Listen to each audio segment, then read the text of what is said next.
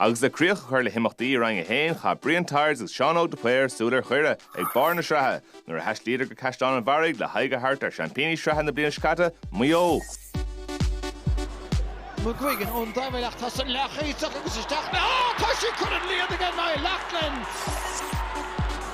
Shaffer Mach on the goal. Agus Conroy. It's just the Jordan Flint from Rowanach. Nemo not a Munchin Leon than goal. Ethan Doherty. Agus Toshi Stiggeration on McGuigan. Now the heck of pattern to get showed. Rogers.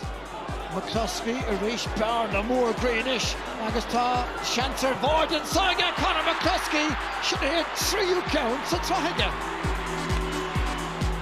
It's past Cusha all in Elle. Agus tá counts and couldn't Leon on a shin. Paul Towie needs to 10 seconds through on in a bark.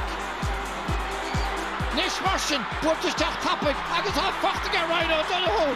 Beshe should think to the hole. Harris should trust none. Drama. It's trying to paint the tacht. Rest out the Nafish of Reist and counts on the Gatona. The painty Sraith took a low again. The turnovers, that's what was the story of the first half for us at half time. Gave away a goal in 6 from our own turnovers. You know, just didn't mind the ball, didn't value it, and gave it away cheap, and we were punished hard, and that was the gap at half time. But you know, we had a pretty decent breeze second half, so we knew we were still in it, but our energy levels had to improve. I feel they did, and we had a right good cut at Derry in the second half.